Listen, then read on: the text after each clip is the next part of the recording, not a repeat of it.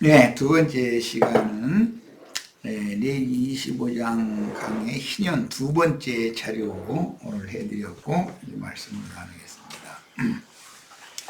레위기 25장 18절로 34절 성경을 우선 읽어가면서 말씀 나눌 겁니다. 오늘은 성경을 레위기를 많이 읽어야 되니까 레위기 25장 18절에서 34절 일단 읽고 시작하겠습니다. 본문 내용을 알아야 되니까. 너희는 이와 같이 나의 율례를 지키고 나의 규례를 지키며 실행해야 한다. 그래야 너희가 그 땅에서 안전하게 거주할 것이다. 그 땅은 열매를 낼 것이고 너희는 배불리 먹으며 그곳에서 안전하게 거주할 것이다. 너희가 7년째 되는 해는 씨를 뿌려서도 안 되고 소산을 거두어들여서도 안 된다면 우리는 무엇을 먹습니까? 라고 물을 수도 있겠지만 나는 6년째 되는 해 나의 복이 너희에게 내리도록 명령하여 그 땅이 3년 먹을 소산을 내게 하겠다. 8년째 되는 해에 너희가 씨를 뿌릴 때 너희는 묵은 소산을 먹을 것이며 9년째 되는 해의 소산이 날 때까지 묵은 소산을 먹을 것이다. 땅을 영구히 팔지는 못한다. 왜냐하면 땅은 나의 것이기 때문이다. 너희는 나와 함께 있는 나그네이고 체류자일 뿐이다. 너희가 소유한 모든 땅에서 너희는 땅을 되사는 것을 허용해야 한다. 너희 형제가 가난해져서 자기 소유주 일부를 팔면 되사줄 수 있는 사람 곧 가장 가까운 친척이 와서 그의 형제가 판 것을 되사주어야 한다. 그러나 그것을 되사줄 만한 사람이 아무도 없고 그에게 방법이 생겨 그것을 충분히 되살 수 있게 되면 그는 자기가 그 땅을 판 지 몇 해가 지났는지를 계산하여 그 나머지 값을 산 사람에게 지불해야 한다. 그러면 그는 자기 소유지로 돌아가게 된다. 그러나 자기 힘으로 그것을 되찾을 적절한 방법이 없다면 그가 판 것은 신년이 될 때까지 그것을 산 사람의 손에 남아있게 된다. 그러다가 신년이 되면 그 소유지는 풀리게 되고 그는 자기의 소유지로 돌아가게 된다. 어떤 사람이 성벽으로 둘러싸인 성 안에 있는 집을 팔면 판지 1년 만에는 되살 수 있다. 왜냐하면 만 1년 안에는 되살 권리가 있기 때문이다. 그러나 만일 1년의 기간이 안에 그 집을 되사지 않으면 성벽으로 둘러싸인 성 안에 있는 그 집은 대대로 영구히 그 집을 산 사람의 것이 된다. 이럴 수도 있는 거죠. 무르지 못할 수도 있는 거예요. 그것은 신년이 되어도 되돌려주지 않는다. 성벽으로 둘러싸여 있지 않은 마을에 있는 집들은 그 땅의 밭으로 여겨진다. 그래서 그 집들은 되살 수 있고 또 신년이 되면 되돌려줘야 한다. 레위인들의 성, 즉 그들 소유의 성 안에 있는 집들은 되살 수 있는 영구한 권리가 레위인들에게 있다. 레위인들에게서 되살 수 있는 것, 즉 레위인들의 소유의 성 안에 있는 팔린 집은 신년이 되면 되돌려줘야 한다. 왜냐하면 레위인들의 성 안에 있는 집들은 이스라엘 자손 가운데 있는 그들의 소유이기 때문이다. 그러나 레위인들의 성 주변의 밭은 팔지 못한다. 그것은 그들의 영구한 소유이기 때문이다. 레위기 25장 55절까지 있어서 장절이 매우 긴데 우선은 지금 읽은 이 단락 말씀을 중심으로 말씀을 나눌 겁니다. 개역 개정성경을 자료에는 인용을 했어요. 너희는 내 규례를 행하며 내 법도를 지켜 행하라. 그리하면 너희가 그 땅에 안전하게 거주할 것이라. 땅은 그것의 열매를 내리니 너희가 배불리 먹고 거기 안전하게 거주하리라. 땅에 농사하는 비유는 마태복음 13장에서 주님께서 설명을 하셨기 때문에 연기해서 잘 마음에 담아두시길 바라요. 만일 너희가 말하기를 우리가 7째 해 심지도 못하고 소출을 곧 누지도 못하면 우리가 무엇을 먹으리요 하겠으나 내가 명령하여 6째 해에 내 복을 너희에게 주어 그 소출이 3년 동안 쓰기에 족하게 하리라 이러셨는데 6째 해에는 3배로 소산을 내준다 이제 이런 문자대로 좀 그런 뜻이죠. 근데 이것은 그 영의 새 시대로 전환하는 안식년을 준비하는 인자 예수의 가르침은 옛 창조를 종교라고 새 시대로 인도하는 가르침이므로 인자께서 가르친 모든 말씀은 그 영의 말씀으로 확정되도록 제자들에게 때가 되면 일일이 생각나게 하여 제자들의 속에서 빛으로 주님 자신이 일하시는 근거가 됩니다. 그러니까 예수님이 3년 동안 육신을 입고 세상에 오셔서 가르친 천국의 비밀에 관한 말씀은 한 해 농사를 졌는데 3년 쓰기에 족하도록 주시는 거다. 이 말은 율법과 선지자의 때에서 이제 은혜의 새 시대로 시대를 바꾸기 위한 과도기의 말씀이기 때문에 그럴 수밖에 없다는 거죠. 자, 너희가 8째 해에는 파종하려니와 묵은 소출을 먹을 것이며 9째 해에 그 땅에 소출이 들어오기까지 너희는 묵은 것을 먹으리라. 토지를 영구히 팔지 말 것은 토지는 다 내 것입니다. 너희는 거류민이요 동거하는 자로서 나와 함께 있느니라.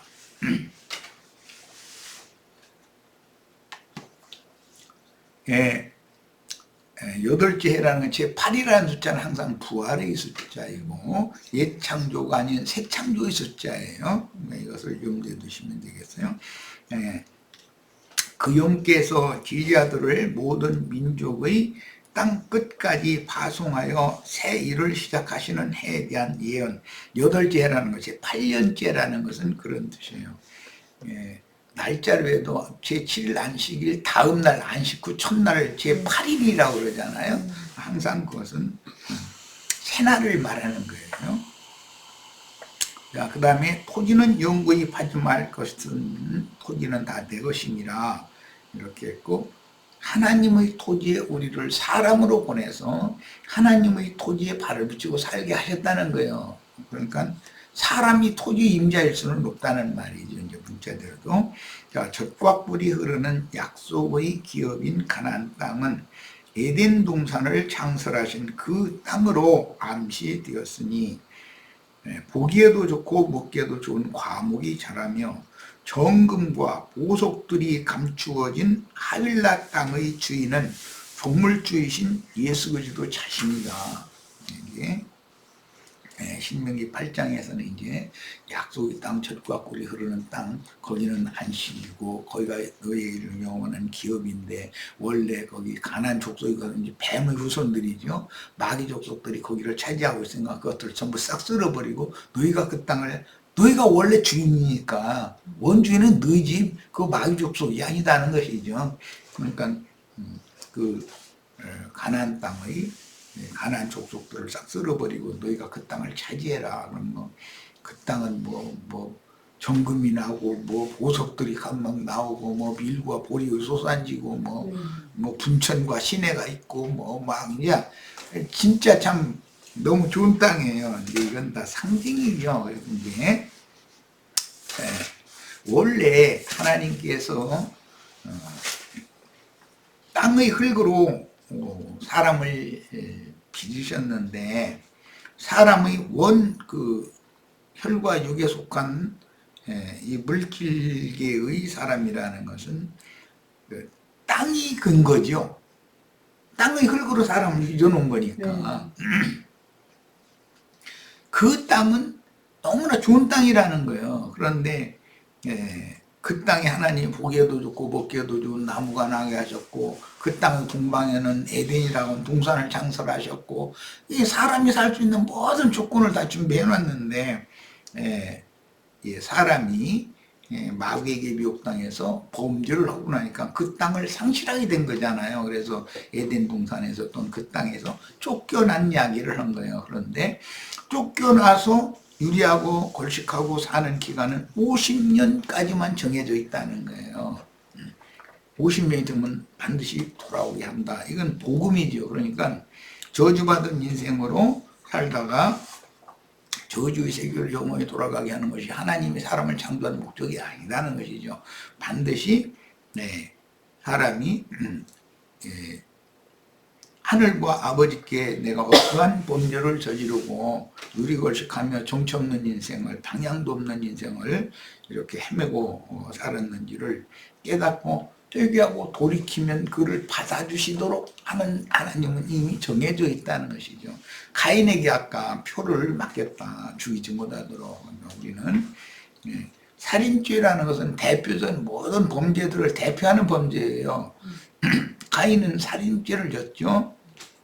그런데 그렇지만 하나님은 그에게 죽이지 못하도록 표를 맡겼다는 거예요. 그러니까 하나님은 우리같이 큰 주인들의 모든 범과 들도 자신이 어떤 죄인지를 깊이 뉘우치고 깨달아서 회개하고 돌이키기만 한다면 이제 그런 밭을 마태복음 13장에서는 흙이 깊고 좋은 밭이다 이렇게 표현했죠. 그런 마음을 가진 사람은 하나님이 그 계단을 해서 순국 농사를 해서 100배의 결실을 이렇게 내게 한다 이렇게 표현을 했어요. 성경이 말하고자 하는 땅과 땅에 농사하는 이런 법칙을 잘 연기해서 이해를 먼저 하셔야 되겠어요. 자, 너희 기업의 온 땅에서, 기업의 온 땅은 문자대로 젖과 꿀이는 가난한 땅이에요. 지금 내가 쭉 설명하고 있는데 창세기 1장 1절부터 하나님이 천지를 창조하실 때 그 땅이에요. 그러니까 조물주의 땅인 것이죠. 말할 것도 없고 그 땅의 흙으로 사람을 빚었고 그 코에 생기를 불어넣어서 산분이 되게 하셨다고 그랬고 그 땅에는 보기에도 좋고 먹기에도 좋은 나무들이 나게 하셔가지고 과목들을 나게 했다는 것이죠. 그리고 강이 이렇게 에덴에서 발원해가지고 그 동산을 적시고 땅의 사방으로 흘러가게 했고 그 강이 흘러가는 그 하윌라 땅에는 정금과 호만과 뭐 베들리엄이라고 하는 그 각종 보석들이 나오는 좋은 땅이다 그랬어요. 근데 그 땅의 보석들을 캐내가지고 잘 연마해가지고 거룩한 성 새 예루살렘을 세우는 것이잖아요. 그러니까 우리 형제 자매님들의 마음 땅이라는 것이 얼마나 비밀스러운가를 알 수가 있고 우리 형제 자매님들의 구속받은 그 마음 땅에서 나오는 정금과 각종 보석들 이런 것을 가지고 거룩한 성 우리의 영원한 거처를 짓고 그 거룩한 성의 그 중심에는 생명강이 흘러간다고 그래요. 창세기 2장에 나오는 그 강이 흘러가는 얘기가 이제 계시록에 그대로 또 옮겨지죠. 그리고 생명강가에는 각종 실과를 맺는 생명나무들이 쭉 들어서 있어가지고 달마다 생명과를 맺는다 이랬어요. 그러니까 창세기에서 저주가 임했던 그 약속의 땅, 젖과 꿀이 흐르는 땅에서 쫓겨난 사람들이 계시록에서는 그 성에 들어가서 영원히 살고 거기서 이제 사람이 땀에 이마에서 땀 흘려 수고하지 않아도 거기 생명과와 생명수를 먹고 마시면서 살 수 있게 이제 되는 것 이것이 최종적인 희년이죠. 그러니까 나는 창세기에서부터 이제 계시록까지를 한꺼번에 이렇게 쭉 설명했는데 이것이 우리 구원이다 이렇게 이해를 하시면 되겠어요. 자, 그 다음에 그에게 가까운 기업물을 짜고 와서 그 형제가 판 것을 물러라 그랬는데 아까 시간에도 잠시 소개한 것처럼 이스라엘은 창세기 38장에는 계대 혼인과 근족의 대를 잇는 율법이 나와 있죠. 그 문제 때문에 유다와 유다의 변들이 다말의 사이에서 베레스와 세라라고 하는 두 계보가 이렇게 흘러나와서 예수님의 족보를 이제 베레스의 계보에서 있게 되는 거예요. 그 다음에 근족 상속법이라는 게 있어요. 민수기 36장이죠. 아들이 없고 딸만 난 경우는 어떻게 할 거냐. 그때는 같은 지파에게 아버지가 물려준 유산을 가지고 혼인을 하면은 다른 지파로 이게 땅이 이게 이동될 필요가 없게끔 그 율법이 정해져 있고, 그 다음에 자식도 없는 경우에는 그럼 어떻게 할 거냐. 근족이 와서 기업을 상속을 받을 수 있어요. 그러니까 어떤 근족이 기업을 상실했으면 당연히 근족이 물려줘야죠.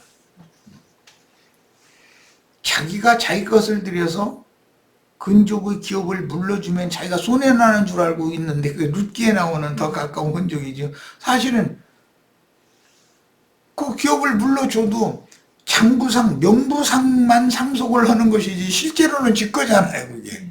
그런 이치를 이제 이거는 굉장히 이제 어려운 이야기인데, 예수님이 교회와 결혼을 한다고 그러지만 이런 사명을 맡은 종들, 즉 사는 책임이 있는 거예요. 전토나 밭이나 사람의 몸이나 그 사람에게 딸린 뭐 우양이나 이런 것들을 전부 산다라는 말은 복음을 전하는 사명을 말하는 거예요. 그러나 이제 그래서 그 목회자라는 것은 장사꾼으로 상징이 되죠. 예수님이 그 좋은 밭을 사기 위해서 자기 모든 것을 다 팔아서 그 보화가 감춰진 밭을 샀다. 그리고 좋은 진주를 구하는 장사꾼과도 같다. 천국이라는 건 이게 비유를 했어요. 그러니까 마귀도 영혼들을 사요. 가지고 마귀는 주님의 것으로 돌릴 목적이 아니라 자기 거 삼으려고 하는 그것이 차이가 있는 거예요. 그래서 마귀 사탄의 사자들은 발람과 니골라당으로 그들은 삭슬받고 자기가 양무리들의 불쌍한 양무리들에게 복음 장사해가지고 자기 종을 삼고서 헌금 받아내는 것이 목적인 거죠.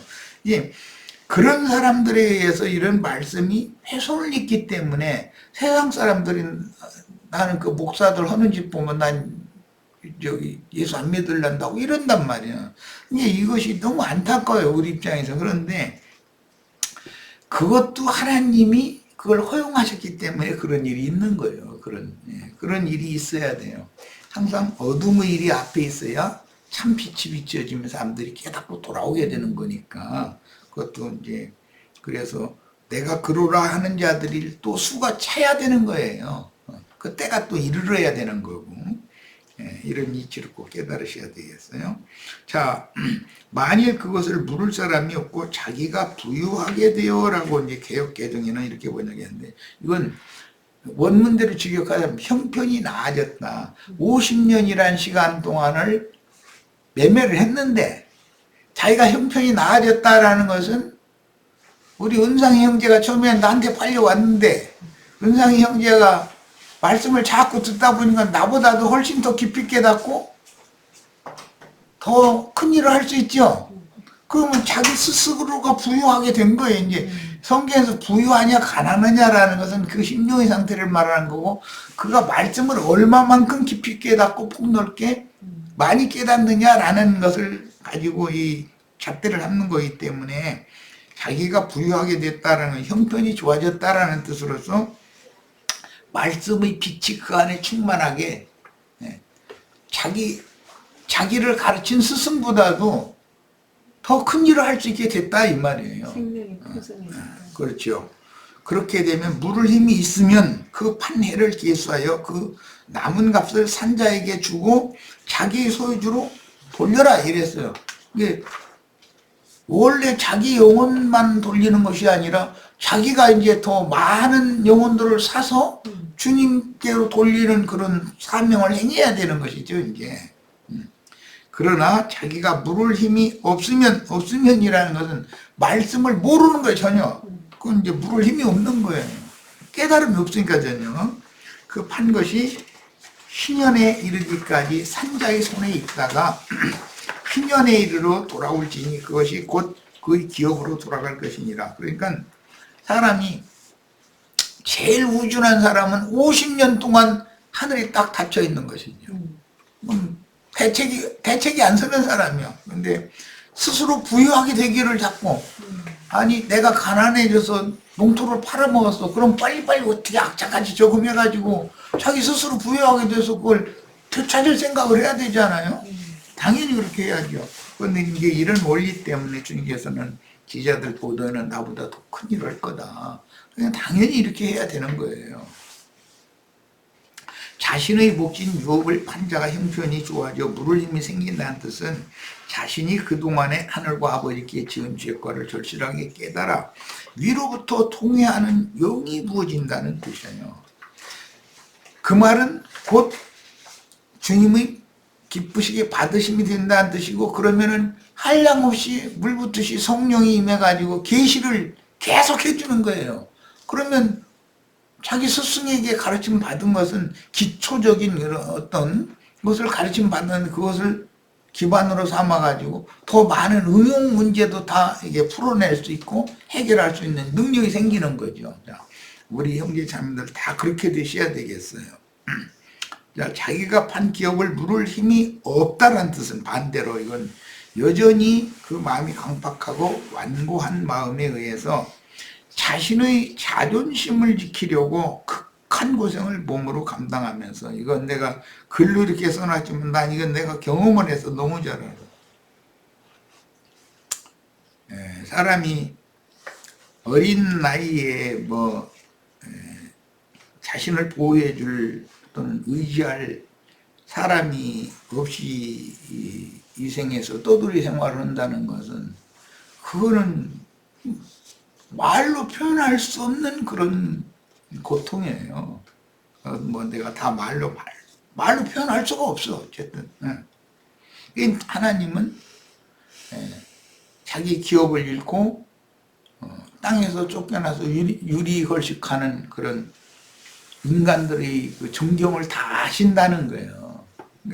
나는 이런 말씀이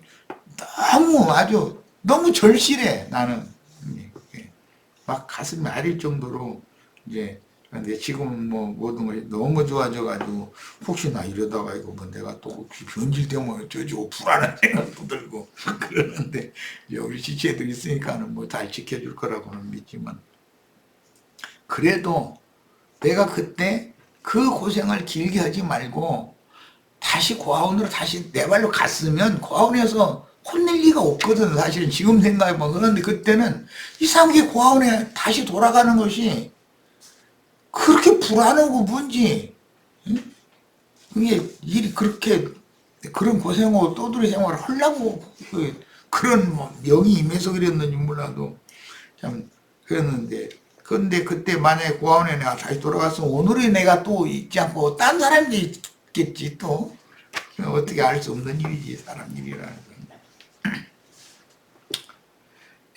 성도 있는 성내의 가옥을 팔았으면, 이 말은 교회 생활을 하다가 뒤로 물러가는 경우도 있다는 거예요. 판지 만 1년 안에는 물을 수 있나니 곧 그 기한 안에 물으려니와, 이것은 빠른 시간 내에 신앙을 회복을 해야지. 뒤로 물러간 사람이 세상과 세상 교계의 어떤 교리, 그 신앙생활 신실하게 순진하게 잘하다가 신학교에 갔다 만약에 그러면은 이거는 어떻게 회개시켜서 새롭게 해볼 수가 없어요. 이 사람 부도적 이제는 지가 무조건 남 가르쳐야 된다고 생각하지, 저는 주님 앞에 은혜가 필요하다는 생각 자체가 없어져 버리거든, 이상하게. 그래서 참 이게 중요한 문제예요. 그 성 안의 가옥은 산자의 소유로 확정될 수가 있다. 이것은 여기는 이제 산자가 2명이잖아 지금. 주님도 사고 마귀도. 그렇지, 주님도 사고 마귀도 사고 그러니까. 교회 생활을 일단 하다가 한번 은혜를 맛보고 성령의 비침을 받고 다 예, 하나님의 은사를 받아서 은혜에 참여한 바가 되고 했던 사람이 뒤로 물러가 버리면 다시 회개케 할 수가 없다는 거예요. 그쪽으로 완전히 가버리고 굳어져 버리기 때문에. 그래서 이제 그런 경우는 세상적으로 봐도 무슨 자칭 지가 하나님 하겠다고 하는 사람들이 이 땅에 그렇게 많은데 그들이 다 성경을 모르느냐? 성경을 그들이 많이 읽은 사람이고 아는 사람들인데 그게 오해한 성경을 자신의 영혼을 지금 멸망으로 붙잡고 있음에도 본인은 자기가 이 세상에서 제일 성경을 많이 깨닫고 남을 가르쳐야 되는 사람이라고 아주 철두철미하고 굳어져 있기 때문에 이 사람은 절대로 돌이킬 수 없다는 거예요. 예, 그렇게 되면 마귀 자식으로 완전히 이제 확정돼 버린다는 것이죠. 그래서 확정돼 대대로 영구히 그에게 속하고 희년에라도 돌려보내지 않는다. 그 세상 교계 뭐 신부 목사 이런 거 한번 그 목사 안수 받았다 한번 딱 하면은 이 사람 돌아오기가 굉장히 어려워. 차라리 순수한 평신도라고 하는 때는 말씀을 받으면 흔하고 그 말씀을 조금씩 깨닫는 것만 가지고도 그냥 그걸 생명줄로 붙잡고 인생을 잘 차차없이 흐트러짐 없이 살 수 있는데 그 뭔가 이게 좀 특출난 사람 되기를 원하는 그런 야심, 교만한 마음 이거에 딱 사로잡혀 가지고 뭔가 사탄에게 딱 넌 내 것이다라고 666이라는 짐승표 이거 딱딱 받고 나면 돌이키기가 어렵다는 거 안 되는 거예요 이게. 그러므로 한번 빛을 받고 하늘의 은사를 맛보고 성령에 참여한 바 되고 하나님의 선한 말씀과 내세의 능력을 맛보고도 타락한 자들은 여기 타락이라고 하는 것은 무슨 이 사람들이 뭐 세상으로 갔다 이 말이 아니에요. 바리새인 율법사 뭐 서기관 이런 사람들이 무슨 세상에 가서 뭐 타락한 그런 육신이 죄를 저지른 사람 된 게 아니잖아요. 하나님의 진리의 도를 크게 오해한 말씀을 그것을 꽉 붙잡혀가지고 거기에 종이 돼버린 상태지. 그런 사람들은 예수님이 직접 오셔서 전도를 해도 안 돌아오잖아요. 안 되는 거예요. 그래서 그런 사람들은 다시 새롭게 하여 회개케 할 수가 없고 그 사람들은 완전히 사탄이 너는 내 것이다 라고 인을 딱 찍어놔 버렸기 때문에 안 되는 거죠. 이는 그들이 하나님의 아들을 다시 십자가에 못 박아 즉 율법으로 회개하거나 다른 교리로 혼적인 지식 추구만 하는 사람들을 얻어서 교주가 되어 그 이만희 장길자 이런 사람들은 아무리 누가 전해도 절대 안 들어요. 안 들어요 그 사람들은. 돌아올 수가 없어요. 그런데 그 사람들의 그 거짓 교훈을 맹신하고 따라주는 사람이 몇 사람이 딱 생기면 이제는 완전히 주님의 그 은혜에서 끊어져 나가게 마련이라는 거예요. 사람들을 이제 얻어서 혼적 지식만 추구하는 사람들을 몇을 얻어 교주가 되어 나는 그러다 주장하게 되므로 드러내놓고 자신의 영혼을 회복시키기 위하여 구속을 이룬 주님을 욕되게 하게 마련이다. 내가 그러다 보다도 더 참남된 말은 없는 거니까.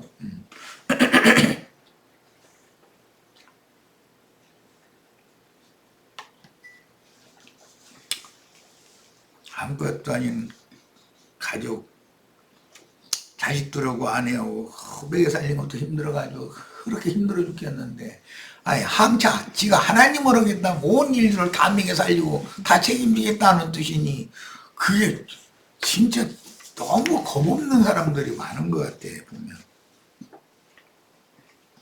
자 이제 그러나 성벽이 둘리지 아니한 졸랍의 가옥은 성벽이 둘리지 않았다라는 것은 어떤 말씀이나 어떤 교리의 체제에 갇혀 있지 않은 그런 사람이겠죠. 그런 가옥은 나라의 전투와 같이 물러주기도 할 것이요 신년에 돌려보내기도 할 것이니라 그랬어요. 이것은 교회에 들어와서 그 영의 보호를 받지 못하던 차라리 세상 사람들이 나는 그러다라는 사람보다 전도하기가 더 쉬워. 나는 그러다 하는 사람은 이건 무조건 안 되는 거예요. 이 사람은 안 되고 그냥 불신자로서 세상에 몰두해서 살다가 뭔가의 일들이 자꾸 꼬이고 뭔가 문제에 부딪히고 그런데 해결이 잘 안 되고 그러면은 인생으로서의 좌절감 같은 거 쓴맛을 이제 보기 시작하고 그러면은 자기의 그 장담이나 나는 뭐든지 하면 다 할 수 있다라고 하는 그런 자만심이나 이런 것이 딱 꺾어지게 되죠. 그런 사람은 딱 적게 전도를 하면은 돌아오기가 쉽죠, 오히려. 이게 세상 사람이 성경줄이나 읽어가지고서 굳어진 사람보다 훨씬 전도가 오히려 더 쉽다는 거예요. 레위족 속의 성읍, 레위족 속의 성읍이라는 건 도피성이라고 그러고도 하고, 제사장들이 사는 6성읍은 도피성이라고 그러고도 하고, 48성읍 중에 도피성이 6성읍이니까 42성읍은 레위인들의 성읍이거든. 그런데 그 레위인들의 성읍은 비유로서 온 세상에 있는 주님의 교회를 상징하는 거기 때문에 그들의 소유의 성읍의 가옥은 레위 사람이 언제든지 물 수 있다. 예, 주님의 교회에서는 넘어지고 일어남이 없느냐 하면 교회 안에서도 언제든지 넘어지는 사람이 생길 수가 있어. 그러나 주님의 교회 안에만 붙어만 있으면 회복하는 건 일도 아니다라는 것이죠. 성경에는 7번 넘어질지라도 또 일으키신다. 이렇게 8번째 또 일으키시는 분이니까 이것은 문제는 교회 안에 있느냐의 문제예요. 레위인의 성읍 안에 있느냐의 문제. 튀어나가면 이건 어떻게 할 수 없는 거죠. 만일 레위 사람이 물이지 아니하면 그 소유 성읍의 한 가옥은 희년에 돌려보내지니. 그러니까 회복되는 것은 확실한 거예요. 왜냐하면 길게 그가 회복을 못돼도 희년까지만 회복이 안 되는 거지, 레위인의 성읍에 있는 한은 회복이 무조건 회복이 된다는 거죠. 희년에 돌아올 거니까. 그도 언젠가는 깨닫고 주님께로 돌이키는 때가 온다는 것이죠. 반드시 교회 안에만 있으면. 자, 이는 레위 사람의 성읍의 가옥은 이스라엘 자손 중에서 받은 그들의 기업이 됩니다. 우리 형제 자매님들이 주님의 교회 안에만 있으면 교회의 인도자의 기업이기 때문에 어떻게든 늘 기도하고 찾아다니면서 자꾸 새롭게 하는 말씀을 자꾸 주고 그렇게 할 거 아니야. 결국은 회복되어 있다는 거예요. 교회 안에만 있으면. 레위인들이 성읍에 있는 가옥은 말씀을 쉽게 이해할 수 있는 신자들로서 말씀을 이미 가르침 많이 받던 사람들이니까 실족해서 혹시 세상에 잠깐 나갔다 할지라도 교회 밖으로 완전히 나간 것이 아니라면 회복은 가능하다는 것이죠. 왜냐하면 말씀을 계속 들으니까. 자, 그러나 그들의 성읍 주위에 있는 들판은 레위인들의 성읍만 주는 게 아니라 그들이 생존 터전으로 목축도 하고 농사도 짓고 할 수 있는 들판을 주잖아요. 그 들판은 그들의 영원한 소유지인이 팔지 못할지니라. 그러니까 주님의 교회는 세상 신마귀에게 절대 팔 수 없다는 거예요. 그런데 그럼 세상 교회가 이렇게 왜 흥황하느냐? 그거는 처음부터 혼잡한 교리, 다른 교리가 섞인 것을 사람들이 맹신하고 받아들였기 때문에 저런 것이지, 순수한 주님의 말씀을 이렇게 복음에 입각해서 모든 말씀을 이렇게 깨닫는 그런 무리는 이거는 주님의 교회, 주님의 장자권을 가진 주님의 교회라고 하는데, 하늘에 기록한 장자들의 교회에 속한 사람들이라는 것은 완전히 타락할 수는 없다는 거예요, 절대로. 영적으로. 자, 이번에는 이제 레위기 35절에서 37절 읽겠습니다. 네. 자, 3절 우선 별도로 보는 거예요.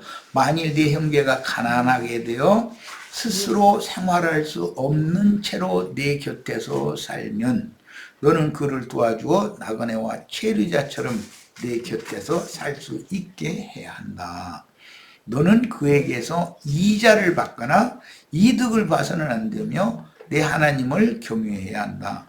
그리하여 너희 형제가 너희 곁에서 살 수 있게 해야 한다. 너는 이자를 받으려고 그에게 돈을 빌려주어서는 안 되며 이득을 보려고 양식을 꿔줘서는 안 된다.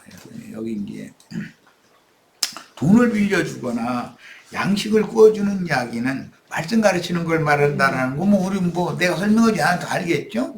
지금, 주님께로부터, 천국의 양식을, 영생하는 양식을, 계시로 받은 말씀을 형제 자매님들한테 지금 증거하는 것은 양식 나눠주는 거잖아요. 그런데 이득 취하려고 나눠주지 말라, 이거예요. 이득 취하려고. 그런데 이거는 목사들이 들으면 좀 기분 나쁜 말씀이에요.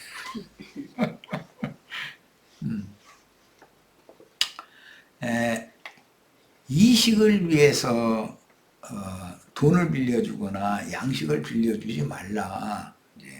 이런 말씀을 기독교계에서는 세상적인 돈이나 무슨 쌀, 볼이나 이런 걸로만 생각을 하니까 이해가 안 돼서 그러지, 사실은 말씀을 맡은 종은 자기에게 팔려온 가난해진 사람들에게 생활할 수 있도록 돈도 빌려줘야 되고 양식도 줘야 되잖아요. 요셉이 그 다 굶어 죽게 생긴 사람들 다 양식 나눠주잖아요. 값없이 예수님의 제자들에게 내가 너에게 거저 줬으니 너희는 나와서 거저 줘라, 이렇게 분명하게 말씀이 이렇게 돼 있거든. 그런데 이식 남기려고 말씀 장사를 하면은 말씀 팔아서 저 복음 장사에서 먹고 살거나 복음 장사에서 치부해서 부자 되거나 하는 짓 절대 하지 말아라, 지금 그 말인데, 이런 말씀 가지고서 목사들한테 가서 얘기하면은 목사들이 우리가 전하는 복음을 받아들이려고는 않죠. 성경이 말하는 의도한 그들이 하는 그들의 성경을 보는 관점 자체가 다르니까 사람들은 목회자가 세상에 가서 땀 흘려서 일을 해가면서 양물을 또 가르쳐가면서 그렇게 하는 것은 그 장로님, 권사님들이 그 잘못하는 거다 이렇게 가르치거든. 물론 다 형편이 다 좋아서 목회자 한 가정 먹여 살려서 준다면 좋은 일이지만, 목회자가 양머리의 주머니를 바라보고 이렇게 하면은 주님을 바라보야지. 그거는 너무 좀 진리를 깨닫는 사람이 보면 치사한 짓이잖아. 그게 자존심도 없어. 사람들이 자기 손이 없어 발이 없어 나와서 차라리 하루 나와서 수고하는, 하루 먹을 건 주님이 주시기 마련인 건데, 근데 말씀을 이제 가르치고 해야 되니까 그런 세상사 일에만 전적으로 몰두할 수가 없으니까 돈 버는 시간은 짧게 해서 빨리 그냥 간단하게 겨우 먹고 살 것 있으면 그거 벌고 나머지는 말씀 속에서 말씀 가르치고 이렇게 하라는 거지. 그런데 그게 사람의 관념으로는 나처럼 이렇게 가르치면은 근무짓을 누가 하겠느냐고 이제 잃어버리는 거, 이게 문제죠. 자, 내 형제가 가난하게 되어 빈손으로 내 곁에 있거든. 빈손으로 있거든, 이 말은 말씀이 없다 이 말이에요. 말씀을 모른다 이 말이에요. 너는 그를 도와 거류민이나 동거인처럼 너와 함께 생활하게 하되, 라는 건 교회 생활을 잘 하도록 인도해줘라 그 말이고, 너는 그에게 이자를 받지 말고 내 하나님을 경외해요. 말씀을 가르치는데 이자 받는 것이 목적이라면 그거는 하나님의 종이라고 할 수 없는, 종이라고 할 수 없는 게 아니죠. 하나님의 종이 아니죠. 그거는 돈의 종이지. 내 형제로 함께 생활하게 할 것인즉 너는 그에게 이자를 위하여 돈을 부어주지 말고 이익을 위하여 양식을 부어주지 말라. 여기 양식이라는 것도 생명 양식을 말하는 거예요. 돈이라는 것도 가장 귀한 최고의 가치를 말하는 것이기 때문에 이것은 예수님의 생명을 말하는 거예요. 전부 다 주님의 영과 생명의 말씀을 의미할 때 비유로 이렇게 표현한 거예요. 자, 본문에서 네 형제란 12지파에 속한 선민이며 신약성경에 견준다면 회개하고 복음을 믿어 주님께 받으심이 되어 주께로 돌아온 신자들이므로 영적 이방인들인 불신자들과는 구분됩니다. 내 형제가 가난하게 되었다라는 것은 지금 문자대로 하자면 혈통적으로 이스라엘 12지파 내의 사람들을 지금 염두에 두는 말이라는 거예요. 그러니까 이건 이제 교회로 이걸 이제 견줘서 말한다면 이미 믿는 사람들이라는 말이죠. 믿는 이들을 모아서 말씀을 가르치는데 헌금 받을 목적으로 속으로는 겉으로는 막 말씀이 은혜가 조금 해가면서 하는데 속으로는 오늘 어떤 집사님 어떤 권사님이 봉투 얼만큼 두꺼운 거 갖다 내놓으려 하고 소위 말하는 설교 한 15분 20분 하고 나서는 주머니 쭉 갖다 돌리면 안 넣을 수도 없는 일이고 이게 꼼짝 못하고 어떻게 만드는 재주가 있거든 사람들은 아주. 그런 짓을 하지 말라는 거거든. 그런데 구약 성경에서부터 주님께서는 그런 것을 이렇게 금하고 있는데 이런 말씀에 대한 이해력이 너무 없으니 문제죠. 자, 그러므로 교회에 들어온 형제 자매들에게 헌금을 받기 위한 목적이나 생계수단으로 말씀을 가르치는 목회를 하지 말라는 뜻입니다. 오직 복음을 전하는 것에 중점을 둔 목회 사역을 하면 주님께서 굶겨 주시겠냐 이거요. 그러고 아니 먹을 것이 없으면 나가서 일을 해야 하면 되는 거지 뭐 나라고 일을 못하는 법이 어디가 있어. 목사라고 일 못해? 그런 게 어디가 있어. 말씀을 팔아서 수고하고 무거운 짐을 점점 더 무겁게 지게 하는 율법은 발람과 니골라당의 율법 사역이므로 본문을 신중히 읽고 해석해야 합니다. 참 이런 말씀을 그렇게 가볍게 읽어버리면 안 되는 거죠. 그 다음에 고린도 후서 3장 5절로 9절 요 읽고 마치겠습니다. 우리가 무슨 일이든지 우리에게서 난 것 같이 스스로 만족할 것이 아니니 우리의 만족은 오직 하나님으로부터 나느니라. 그가 또한 우리를 새 언약의 일꾼되기에 만족하게 하셨으니 율법 종문으로 하지 아니하고 오직 영으로 함이니 율법 종문은 죽이는 것이요 영은 살리는 것이니라. 살리는 직분을 해야죠. 뭐 말할 것도 없이 죽이는 직분을 하는 게 아니라 돌에 써서 새긴 죽게 하는 율법 종문의 직분도 영광이 있어. 세속교계 목회하는 사람들도 다 영광이 있죠. 그런데 그거는 다 다른 말씀에 보면 썩어질 영광을 이라고 표현을 이렇게 돼 있어요. 이스라엘 자손들은 모세의 얼굴이 없어질 영광 때문에 그 얼굴을 주목하지 못하였거든 하물며 영의 직분은 더욱 영광이 있지 않겠느냐. 존재의 직분도 영광이 있으며 영의 직분은 영광이 더욱 넘치리라.